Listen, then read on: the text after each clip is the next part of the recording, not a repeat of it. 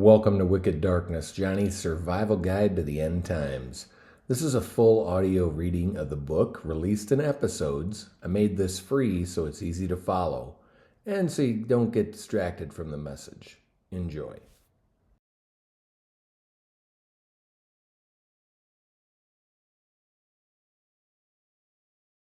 Wicked Darkness, Johnny's survival guide to the end times. Chapter 19 Part 1. Israel and their rejected king. And he said, What hast thou done? The voice of thy brother's blood crieth unto me from the ground. Genesis 4:10. Warning. Don't let a Jewish rabbi try to tell you that the Romans killed Jesus, and the Jews didn't. It's like Cain trying to say he accidentally hit Abel with a rock.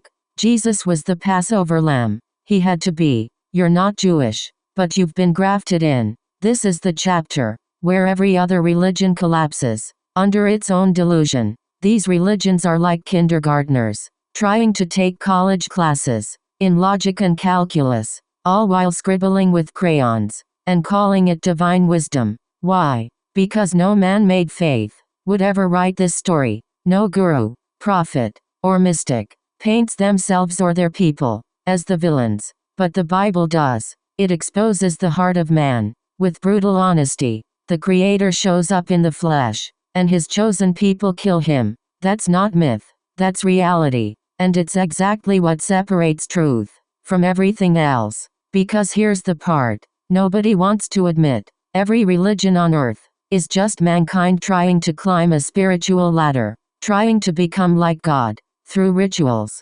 rules, reincarnations, and self-improvement programs. But this gospel, it says you can't. It says God's not impressed. It says only He can save, only He can redeem, only He can forgive.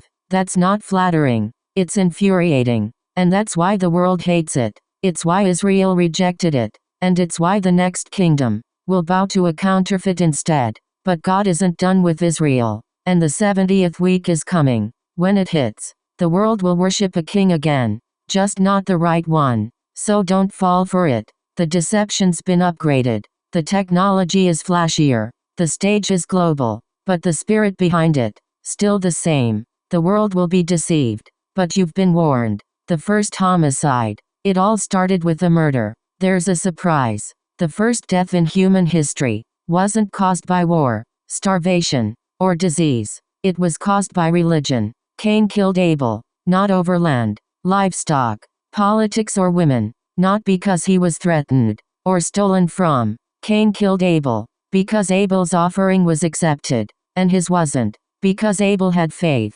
that Cain didn't. Cain wanted to serve God on his own terms, and God rejected it. And instead of repenting, Cain got jealous. He got angry, and he spilled his brother's blood into the dirt. That's how the story of mankind begins. And if you miss that, you won't understand the Bible, Israel, or what's coming next. Because we're still living in the same story. The conflict with Israel today, and really, the whole world, isn't just about politics, ideology, terrorism, or boundaries. It's Cain versus Abel. It's man trying to offer God a sacrifice on his own terms, while resenting the one whose sacrifice was accepted. Abel brought what God required, blood. Cain brought what looked good, works. Abel obeyed. Cain improvised. And that's the story of Israel. That's the story of every false religion. That's the root of every rejection of Jesus Christ, because the real issue isn't whether Yeshua,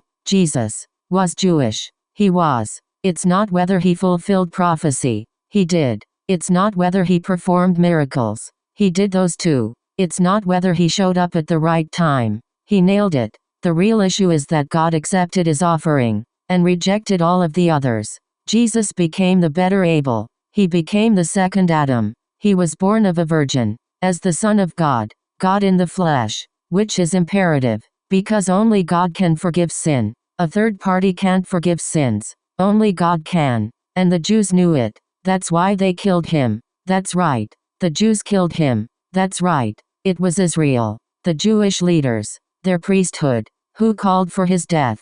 And yes, I know we're not supposed to say that. Go ahead, say it on social media, and see how long your account lasts. We're told to say, no, it was the Romans who killed Jesus, not the Jews. Wrong. And for the record, I worship a Jew. The Jews won't even worship a Jew. It had to be the Jews. It had to be at Passover. It had to be the high priest Caiaphas, who said, "What more do we have to hear?" Because Jesus had to be the sacrificial lamb, and only the Jews could kill the Lamb of God to provide atonement for everyone. If you miss that, you don't understand the Bible, and clearly, neither do the Jews, who claim we're not allowed to say so. They don't even understand their own God, or their own scriptures. Even in his crucifixion, the pattern remained. On both sides of him, hung two criminals. One, like Cain, scoffing, saying, "Why don't you save us?" The other,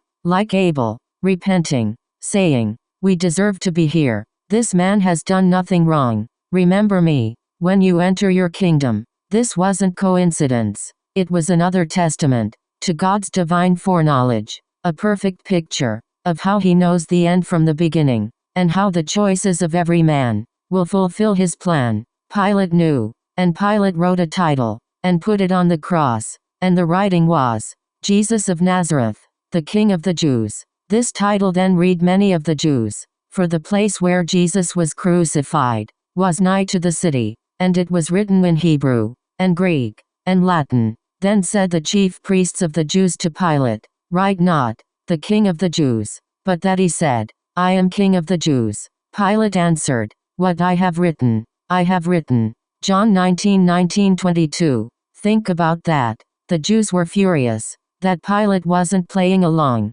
that he wasn't buying their rejection of Jesus. So much so, that he wrote it in 3 different languages, ensuring everyone could read it. That wasn't just protocol. That was a declaration, and it mattered. He wasn't just resisting their politics, he was declaring something none of them understood, because his blood still cries out, not for vengeance, but for redemption. And just like Cain, the world hates him for it, especially the religious, especially those who think that they can earn salvation their own way.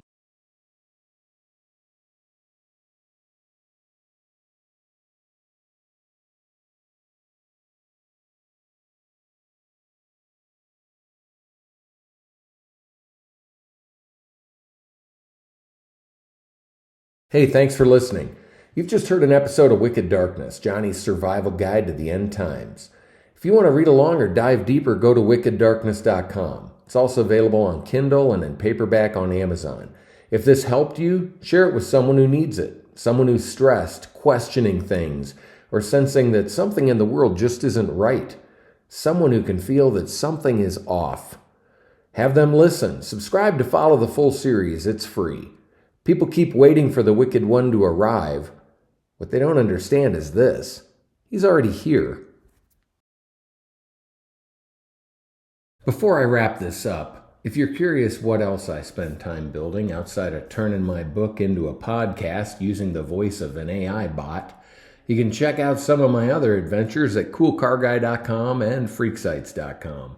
6 different websites that anyone can use to tell stories about their lives, interests, experiences, and ideas, including travelersfreak.com, runnerfreak.com, housingfreak.com, weaponsfreak.com, and carsfreak.com. Check them out if you're interested. Completely different world from this book, but creative online projects I built and continue working on. Anyway, thanks for listening. Hopefully you found this series worth your time and learned something of value.